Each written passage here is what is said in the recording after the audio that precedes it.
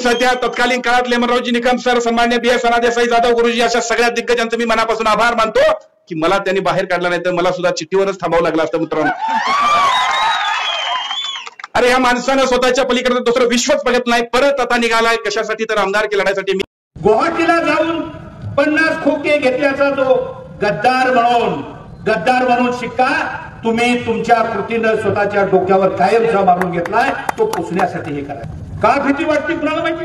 होय, KP पाटील तुमच्या विरुद्ध लढणारच, त्याच्यात आणि लोकांनी आता ठरवलंय ह्याला एवढा गाडायचा, दुसरा काही शब्द नाही.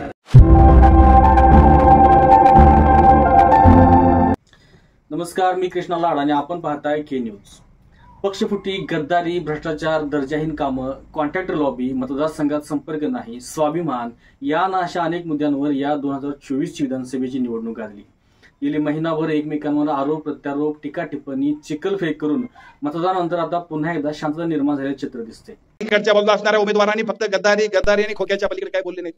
मी त्यांना सांगू इच्छितो मित्रांनो, याच व्यासपीठावर 6 महिन्यांपूर्वी लोकसभेच्या निवडणुकीला प्राध्यापक संजय मंडलिकांच्या निवडणुकीतलं भाषण आपण सगळ्यांनी ऐकलं. टाळ्या सुद्धा तुम्ही वाजवले नव्हते, मला आठवते त्यावेळेला. तुम्हाला त्यावेळाच कळलं होतं हा गद्दार आहे, ते कळलं असतं. युवराज बरोबर आहे का बघ, त्यावेळेला टाळ्या सुद्धा वाजल्या नव्हत्या. कारण टाळ्या का वाजल्या नव्हत्या? ज्याच्या स्टेजवर यायला नको पाहिजे होता तो माणूस आला होता आणि कसं बोलत होता, पोपटासारखं बोलत होता. लोकसभेच्या निवडणुकीला अजितदादा पवारांच्या बरोबर आम्ही आहोत, त्यामुळे आम्ही निश्चितपणे मुस्लिम साहेबांच्या नेतृत्वाखाली दिला शब्द पाळणार, मताधिक्य देणार म्हणणारे. दुसऱ्या दिवशी शाहू महाराजांना हार घालायला जाताना लाज सुद्धा वाटत नव्हती अशा महागद्दारांना. शेजारची 3 गुंठ नाक्याची जमीन त्यांच्या वाचनालयाला घेतली म्हणून एकट्याच वाचनालय हडप केली. पलीकडल्या बाजूला हनबरवाडी म्हणून गाव आहे, हनबरवाडीला गायरान जमीन आहे. त्यातली युवा ग्रामीण संस्थेच्या नावावर काही एकर जागा हडप केली. रेकॉर्डवरच बोलतोय या, बिन रेकॉर्डचं काय नाही. आणि अनेक जमिनी खरेदी केल्या, त्याचं रेकॉर्ड मिळणार नाही का? तर ते त्यांच्या नावावर नाही, त्यांच्या जवळच्या नातेवाईक कार्यकर्त्यांच्या नावावर आहे. कोकणात सुद्धा आहे म्हणतात. आता कोणाला माहिती, कोकणात शोधायला पाहिजे. सपाटाच लागू. मतदारसंघात वातावरण शांत दिसत असलं तरी देखील उद्याच्या 23 तारखेला काय होणार याची घालमेल मात्र कार्यकर्त्यांसह नेत्यांच्या चेहऱ्यावर देखील स्पष्ट पाहायला मिळते आहे. काही झालं तरी यावेळी गुलाल आपलाच अशा आविर्भावात कार्यकर्ते आहेत, पण नेत्यांना मात्र धाकधूक आहे. अशी अवस्था मतदारांनी केल्याचं चित्र या राधानगरी विधानसभा मतदारसंघात दिसते. एकूणच 7 उमेदवार रिंगणात असले तरी देखील खरी लढत ही दोघांमध्येच होणार हे वास्तव आहे. निकराचा प्रतिकार करून एकट्याने लढत देण्याचा प्रयत्न अपक्षाकडून होत असला किंवा झाला असला तरी देखील या दोघांच्या संघर्षात याचा टिकाव कितपत लागेल असं काही वाटत नाही. महायुतीचे प्रकाश आंबेडकर आणि महाविकास आघाडीचे KP पाटील या दोघांमध्येच खडाजंगी होणार हे मात्र नक्की. सुरुवातीला आंबेडकरांना वनवे म्हणजे एकतर्फी वाटणारी ही निवडणूक अनेक बदलांमुळे KP पाटलांनी चुरशीची केली. काँग्रेस जिल्हाध्यक्ष सत्यजी पाटील यांच्या माध्यमातून दुरावलेल्या काँग्रेसला एकत्रित आणण्याचं काम करून KP पाटलांनी आंबेडकरांना शह देण्याचं दिसून आलंय. पण नेते तुमच्याकडे असले तरी देखील कार्यकर्ते माझ्याकडे असं दाखवून आंबेडकरांनी देखील KP पाटलांवर मात करण्याचा प्रयत्न केल्याचा दिसून आला. गेल्या 10 वर्षात विकास कामांचा डोंगर उभारून मतदारसंघ महाराष्ट्रासह देशभरात पोहोचवल्याचं वारंवार आंबेडकरांनी सांगितलंय. उपयोग समाजासाठी काय करायचा ते कळालं नाही, असाच माणूस परत निवडणुकीला उभा राहतोय. तो म्हणतोय की मला आमदार करा. मी पहिल्यांदाच विधानसभेच्या निवडणुकीच्या प्रचाराच्या शुभारंभाच्या दिवशी सांगितलं होतं, 10 वर्षाचं तुमचं काम, 10 वर्षाचं माझं काम, दोघांचा होऊन जाऊ दे, दूध का दूध पाणी का पाणी, आणि मग जनता निर्णय. तर त्याच विकास कामांच्या टक्केवारीतून आंबेडकरांनी स्वतःची तुंबडी भरण्याचं काम केल्याचं KP पाटलांनी दाखवून दिले. या मतदारसंघात 10 वर्षात KP पाटील फिरकलेच नाहीत आणि आता जे फिरले ते मी केले रस्त्यावरूनच फिरलेत हे जनतेला आंबेडकरांनी दाखवले. यावर कानूरूप प्रगती क्रम प्राप्त आहे आणि त्यामुळे विकास केला म्हणजे वेगळं काय केलं असं नाही असं सांगून आंबेडकरांचा मुद्दाच KP पाटलांनी खोडून काढलाय.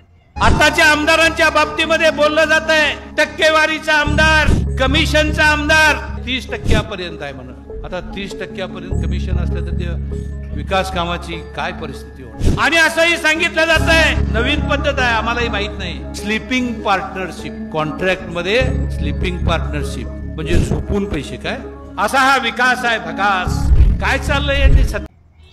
कामांच्या त्या कामांच्या दर्जाच्या ठेकेदार लॉबीच्या अशा एक ना अनेक एकमेकांच्या चुका काढण्याबरोबरच लढत गाजली ती गद्दार आणि महागद्दार या विषयावरच.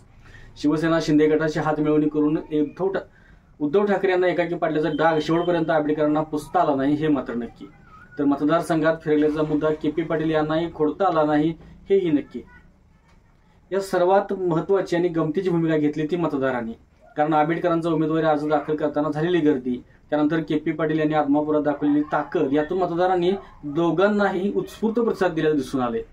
गर्दी पाहून दोघेही हरकले असले तरी देखील या गर्दीमधील दर्दी लोक कोणाला साथ देणार यावरच इथला निकाल अवलंबून असणार आहे.